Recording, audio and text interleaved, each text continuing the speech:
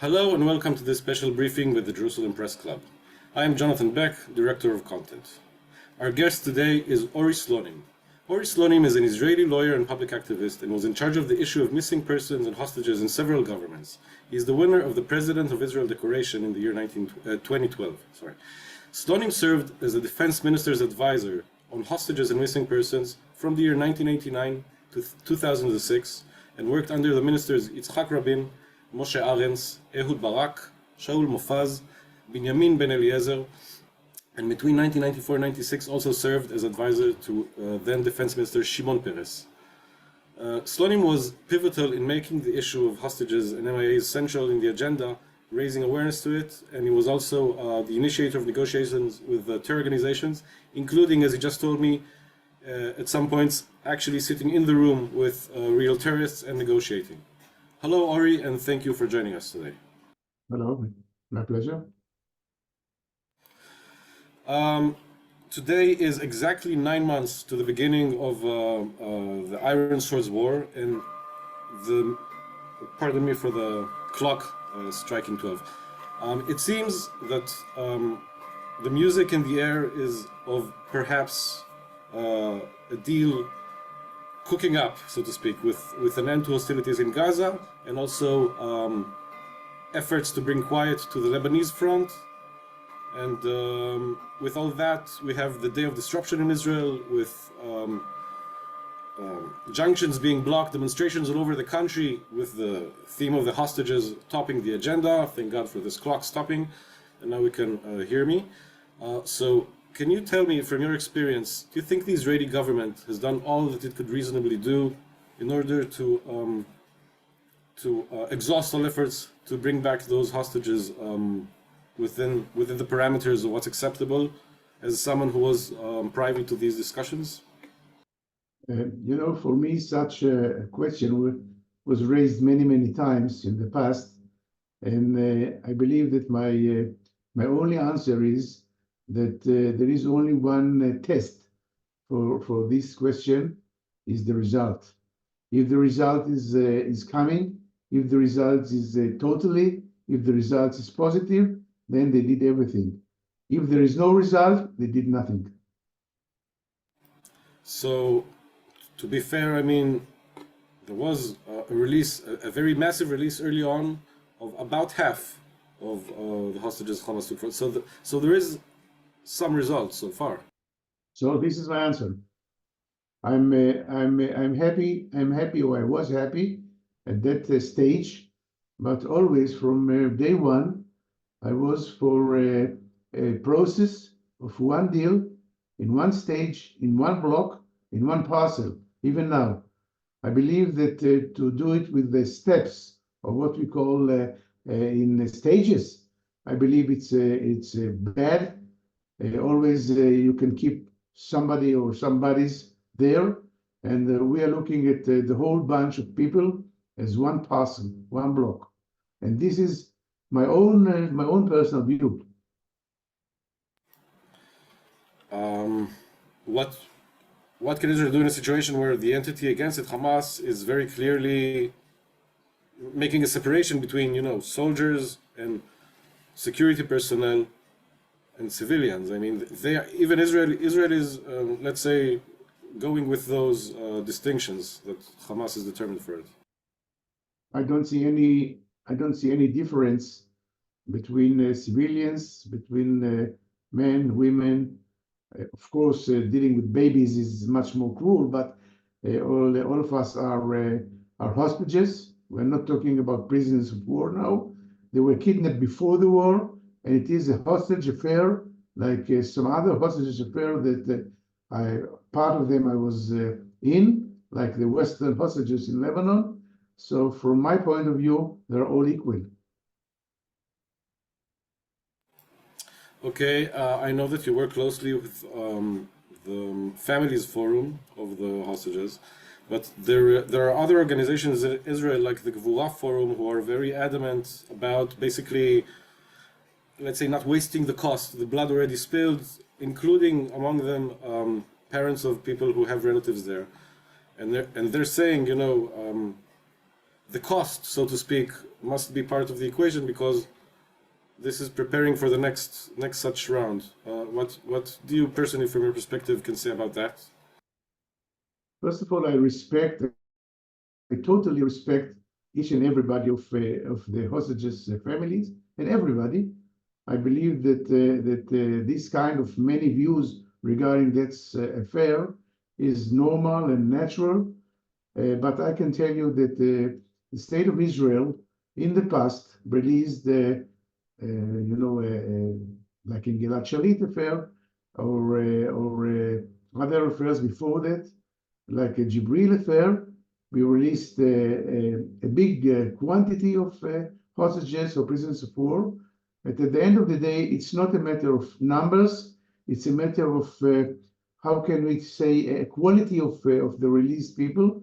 You can release 1,000, that only 5 or 10 of them are important or potential. And you know the story of many hostages or many released prisoners coming back to terror. From my point of view, and I know the numbers, only few of them came back to terror or to fight, and then they are potential for being killed again and again. Can you say we all want our loved ones back? You know, every Israeli wants to see the hostages back, and we know what's important to us when when our government sends a delegation to the negotiations room. From your experience, can you say what the other side wants? What is their urging desire? I mean, it probably changed during the war, but in general, is there like a pattern which is different from the Israeli side or the Western side? For sure. I think, first of all, that there is an essential, a very basic difference between the two societies, between the two entities. We are a state, a democratic state. We have parliament, we have Knesset, we have governments, we have way of decision making. And the other side is an organization, a terror organization, like was ISIS in the past, and today is the Hamas. And the other side, the decision process is much more easy. It's one man or two human beings, and there is no way of dealing a couple of days. It's his decision or the two decision, and then it's much more convenient if we can use this word convenient. But it's not an equal sides of negotiation. It's not like other negotiations between countries, states, and also the difference of mentalities.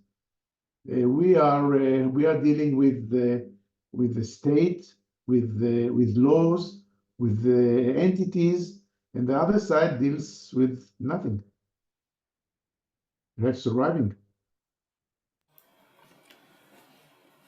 Do you, when you support, you know, the families, can you convey to them some of these considerations, saying, you know, what, because this kind of impacts the way negotiations go.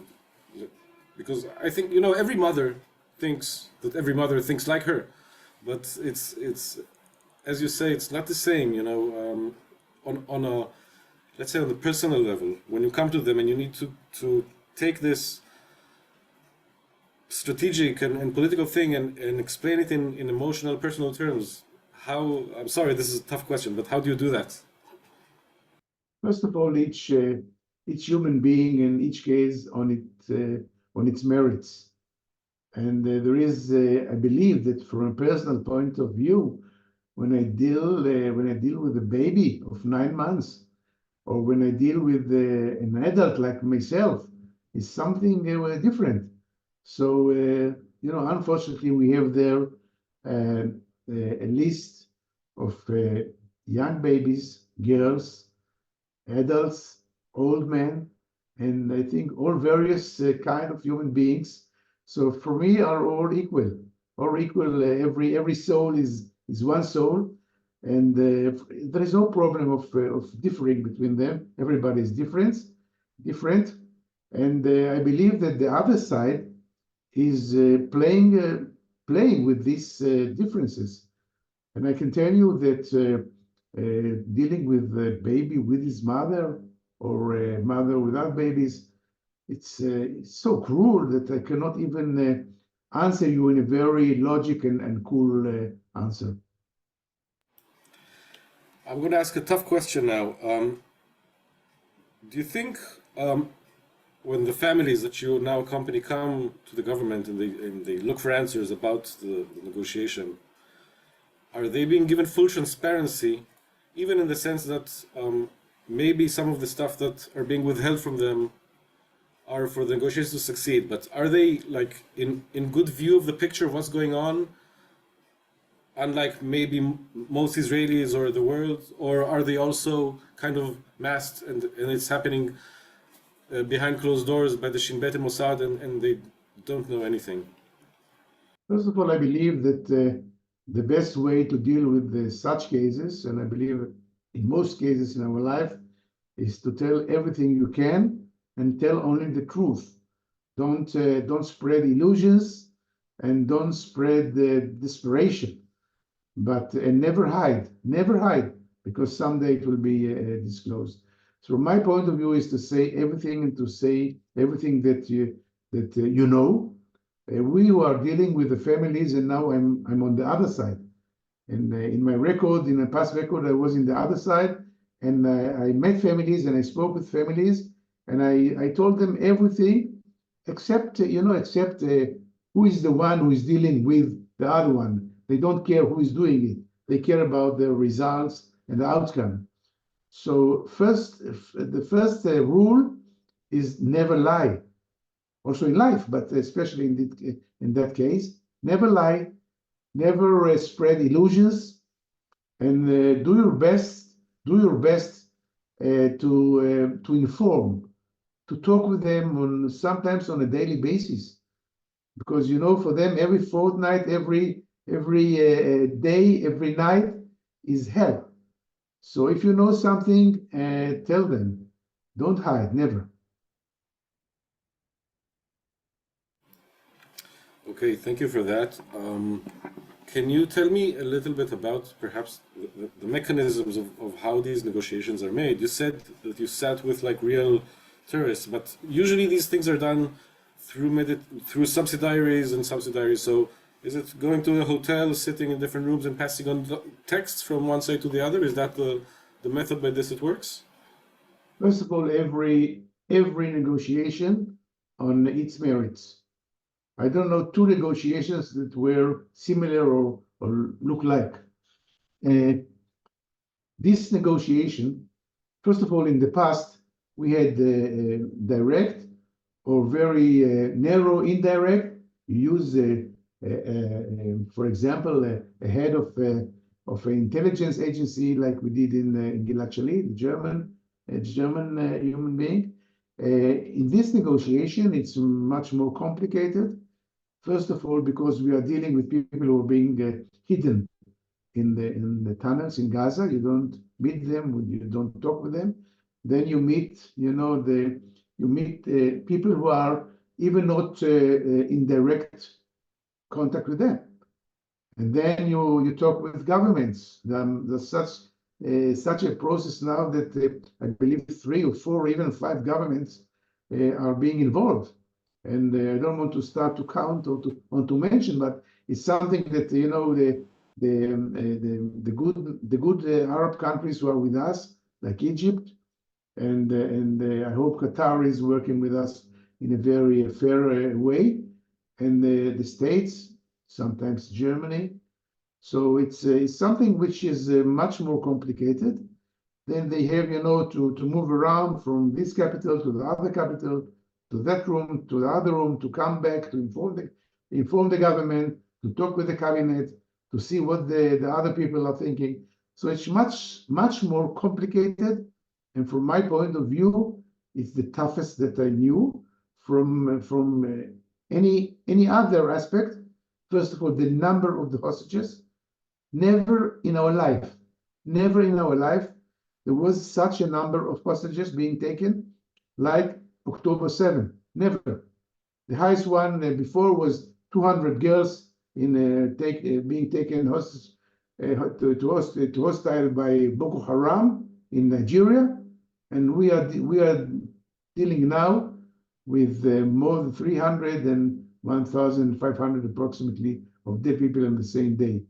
So I think it's unprecedented, if fair, in the history of that ugly process. Never. Okay, as a follow-on, I just have to raise an eyebrow about saying about the Arab countries who are playing along with us, like Egypt and Qatar, especially, that I'm not sure is a good faith intermediary in this case, but this is a subject for a different discussion. But to follow up on that, these intermediaries, I mean, the Egyptians specifically, we know that they cannot really be trusted because apparently they took some Israeli offer and changed some aspects of it and passed it on without saying anything to us. So I'm not even going to refer to that seriously. But those intermediaries and Hamas at the end of the day, if they sign a deal, can we trust them to carry out their side of the deal? That's the next stage. Are they trustworthy negotiators? First of all, I believe that any deal, especially this deal that I hope, I dream that it will be materialized in the next weeks, I hope days. Every deal will be escorted by guarantees of countries, of states.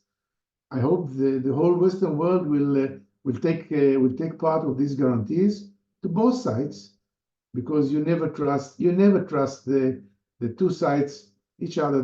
We don't trust them, they don't trust us. It's okay, naturally. Otherwise, we would have a deal in October 8th. And I believe that these guarantees will secure not 100%, but close to 100% of the deal. Okay. Thank you very much for this, Ory Slonim.